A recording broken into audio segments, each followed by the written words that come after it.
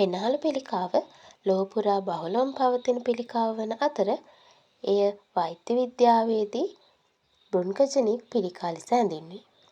බොහෝ අවස්ථාවන්හිදී පෙනහළු පාලනයකින් තොරව වර්ධනය වන අතර එය මාරාන්තික පිළිකා බවට වර්ධනය වේ.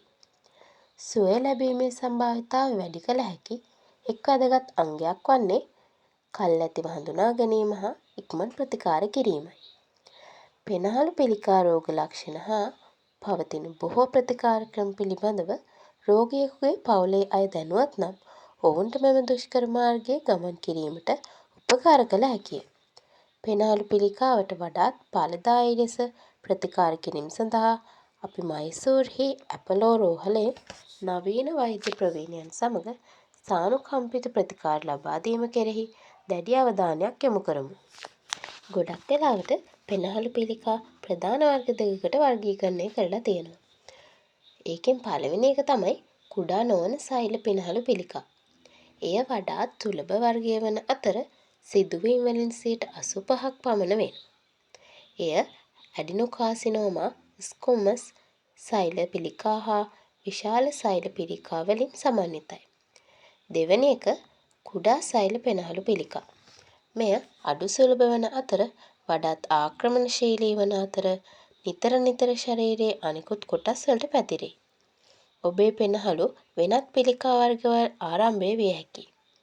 මේවා ප්ලූරල් මොසොතොලියෝමා, පෙනහළු ආස්තරණයේ පිළිකාවක්, මෘදු පටක හෝ අස්ථිවල පිළිකා ඇති සාකෝමා හා වසා ගැටිතිවල පිළිකා ඇති ලිම්ෆෝමා. මේවා කලාතුරකින් පෙනහළු පිළිකා ලෙස හඳුන්වනු ලබන අතර වෙනස් ලෙස සැලකනු ලැබේ. හොඳම ප්‍රතිකාර ක්‍රමයක් තෝරා ගැනීම සඳහා පෙනහළු පිළිකා වර්ගය දැන ගැනීම අත්‍යවශ්‍ය වෙනවා. පෙනහළු පිළිකා රෝග ලක්ෂණ හඳුනා ගැනීම. පෙනහළු පිළිකා සඳහා මුල් ලක්ෂණ නොපෙනීම සාමාන්‍ය දෙයක්. නමුත් තත්ත්වය නරක අතට හැරෙන විට පෙනහළු පිළිකා රෝග ලක්ෂණ බහුතරයක් දක්නට ලැබෙනවා. පෙනහළු වල හා අවට ඇති පෙනහළු පිළිකා රෝග ලක්ෂණ හා දර්ශක අතර කාලයත් සමග නරක අතට හැරෙන නිරන්තර කැස්ස, පපුවේ වේදනාව හෝ අසහනය, හුස්ම හිරවීම, අනවශ්‍ය බර අඩුවීම, කැස්සෙන් ලේ හෝ මලකඩ පාට ස්පියුටම් පිටවීම, ඉහළ පපුව, අත්, බෙල්ල හෝ මුහුණ ඉදිමීම. ඔබට හෝ ඔබේ ළඟින් සිටින කෙනෙකුට මෙම ලක්ෂණ වලින් එකක් අත්විඳින්නේ නම් වහාම වෛද්‍ය ප්‍රතිකාර ලබා ගැනීම අත්‍යවශ්‍ය වෙනවා. පෙනහළු පිළිකා අවදීන්. පෙනහළු පිළිකා සඳහා ප්‍රතිකාර ක්‍රමෝපාය බොහෝ දුරට තීරණය වන්නේ එහි අවධිය අනුවයි. සෑම අදියරකටම මෙම කාණ්ඩය අයත් වන ප්‍රමාණය හා පැතිරීමේ සංයෝජන කිහිපයක් තියෙනවා. උදාහරණයක් විදිහට තුන්වන අදියරේදී ප්‍රධාන ගෙඩිය දෙක අදියරට වඩා කුඩා විය හැකියි. නමුත් අනෙක් නිර්ණායක එය වඩා දියුණු කණ්ඩායමක් තුළ තබයි. පොදුවේ ගත් කල පෙනහළු පිළිකා අදියර කිහිපයයි. පළමු අදියර මෙම රෝගය වසා ගැටෙති දක්වා වර්ධනය වී නොමැති අතර පිළිකාව කුඩා වෙනවා. දෙවන අදියරේදී අවට වසා ගැටෙති පිළිකාවට ගොදුරු වෙනවා. තුන්වන අදියරේදී එය දෙවන අදියරයට වඩා විශාලයි.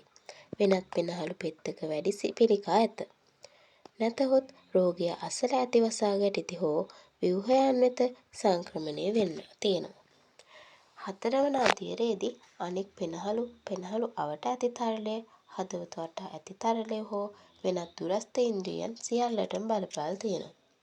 පෙනහළු පිළිකා පරීක්ෂාව හා රෝග විනිශ්චය. පෙනහළු පිළිකා හඳුනා ගැනීමේ ක්‍රියාවලියට පියවර කිහිපයක් ඇතුළත් වෙනවා. ශාරීරික පරීක්ෂණයක් ඔබේ වෛද්‍ය ඉතිහාසය පිළිබඳ ප්‍රශ්න හා ඔබේ රෝග ලක්ෂණ වලට සවන් දීම බොහෝ විට වෛද්‍යවරයා සමග ඔබේ මූලික හමුවීමේ කොටසක්. ඔබේ වෛද්‍යවරයා නිර්දේශ කළ හැකි හෝ සිදු කළ හැකි ක්‍රියාපටිපාටි අතර රූපගත කිරීම, රුධිර පරීක්ෂණ හා තරල හෝ පටක බයොප්සි ඇතුළත් වෙනවා. අඩු මාත්‍රා CT ස්කෑන් මුල් අවදියේ පෙනහළු පිළිකා හඳුනා ගැනීමේදී මේ පවතින හොඳම පරීක්ෂණ ක්‍රමය. පපුවේ X කිරණ. CT ස්කෑන් තරම් සංවේදී නොවුනත් එය ප්‍රයෝජනවත් වෙනවා. පෙනහළු පිළිකා හඳුනා ගැනීම සඳහා යම්කිසි අවස්ථාවකදී සැක කරන අවස්ථාවේදී පරීක්ෂණ ගණනාවක් අවශ්‍ය වෙනවා. බයොප්සි. පිළිකා සෛල පැවතීම සඳහා පෙනහළු පටක නියැදි පරීක්ෂණයක් ඇතුළත් කරනවා. අණු පරීක්ෂණ. බයොප්සි පරීක්ෂණයකදී ඔබේ වෛද්‍යවරයා විසින් ඔබේ ප්‍රතිකාර ක්‍රමයේ කොටසක් ලෙස ඇතැම් ඖෂධ මගින් ඉලක්ක කළ හැකි ජාන වෙනස් කිරීම සඳහා පටක සාම්පලයක් පරීක්ෂා කරලා තියෙනවා. රූප පරීක්ෂණ. පිළිකා පැතිරීම තක්සේරු කිරීම සඳහා CT ස්කෑන්, PET ස්කෑන් හා MRI ඇතුළත් වෙනවා. රුධිර පරීක්ෂණ.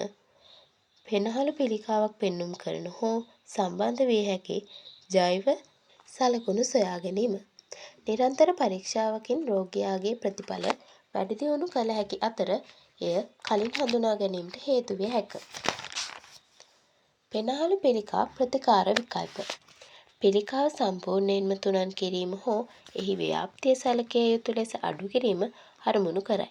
ප්‍රතිකාර මගින් පිළිකා සෛල ඉවත් කිරීමට, ඒවා ප්‍රසාරණය වීම වැළැක්වීමට, ඒවා ඉවත් කිරීමට හෝ ඒවාට එරෙහිව සටන් කිරීමට ඔබේ ප්‍රතිශක්තිකරණ පද්ධතියට උපදෙස් දිය හැකියි. මීට අමතරව වේදනාව හා රෝග ලක්ෂණ අඩු කිරීම සඳහා ඇතැම් ප්‍රතිකාර ක්‍රම භාවිතා කරනු ලැබේ. ඔබට ඇති පෙනහළු පිළිකා වර්ගය, එහි පිටවීම හා එහි පැතිරීමේ ප්‍රමාණය වැනි බොහෝ සාධක ඔබට ප්‍රතිකාර කරන ආකාරය කෙරෙහිදී බලපෑ හැකියි. රෝගියාගේ වර්ගය, වේදිකාව හා සාමාන්‍ය සෞඛ්‍ය පෙනහළු පිළිකාවට ප්‍රතිකාර කරන ආකාරය කෙරෙහි බලපාන. වඩාත්ම සාමාන්‍ය ප්‍රතිකාර වලින් සමන්විත වන්නේ සැත්කම්. පෙනහළු වල ගෙඩියක් හෝ කොටසක් ඉවත් කිරීම සඳහා මුල් අවධියේදී ශල්‍යකර්ම භාවිත කරන්න පුළුවන්. විකිරණ චිකිත්සාව. පිළිකා සෛල අධිශක්ති විකිරණ මගින් ඉලක්ක කර ඒවා විනාශ කරයි. කෙමෝതെරපි. පිළිකා සෛල විනාශ කිරීමට හෝ වර්ධනය වීම වැළැක්වීමට ඖෂධ භාවිතා කරයි. ඉලක්කගත චිකිත්සාව. පිළිකා සෛලවල විශේෂිත ජාන විකෘති කෙරෙහි අවධානය යොමු කරයි. ප්‍රතිශක්තිකරණ චිකිත්සාව. පිළිකාවට එරෙහිව ශරීරයේ ආරක්ෂාව ශක්තිමත් කරයි. තත්ත්වය ඊළඟ අදියර කරා ගමන් කරන විට ප්‍රතිකාර කිහිපයක් එකවර භාවිතා කළ යුතුය. හොඳම ප්‍රතිකාර සහතික කිරීම සඳහා මයිසූරි ඇපරෝහල විසින් අවම ආක්‍රමණශීලී සැත්කම් හා පුද්ගලාරෝපිත ඖෂධ වැනි හොඳම වෛද්‍ය පිළිවෙත් පිරිනමනු ලබලා තියෙනවා. මේ නිගමන විදිහට පෙනහළු පිළිකා සංකීර්ණ රෝගයක් වුවද කල් ඇතිව හඳුනා ගැනීම, සුදුසු ප්‍රතිකාර හා උපකාරක සේවාවන් සමග ප්‍රතිඵල සැලකිය යුතු ලෙස වැඩි දියුණු කළ හැකිය. සුවය ලැබීමේ පළමු පියවර වන්නේ පෙනහළු පිළිකා රෝග ලක්ෂණ අවබෝධ කර ගැනීම හා හැකි ඉක්මනින් වෛද්‍යවරයෙකු හමුවීමයි. මයිසූරිහි ඇපලෝ රෝහලේදී සමස්ත ප්‍රතිකාර කාලය තුළම ප්‍රතිකාර හා සහාය පිළිබඳ ගෝලීය ප්‍රමිතියකට ළඟා වීමට අපි සැලසුම් කරමු. පෙනහළු පිළිකා වළක්වා ගැනීමට මත්පැන් හා ධූමපානයෙන් වැළකී සිටිය යුතුය. නිසි ආරක්ෂක උපකරණ නොමැතිව අන්තරායකර ද්‍රව්‍ය හා දූෂක ඉවත් කිරීමෙන් වළකින්න. අවදානම් සහිත පුද්ගලයන් සඳහා පළතුරු හා එළවලු වලින් පිරුණු පෝෂ්‍යදායී ආහාර වේලක්, නිතර ව්‍යායාම කිරීම හා පරීක්ෂා කිරීම ක්‍රියාත්මක කළ යුතුය.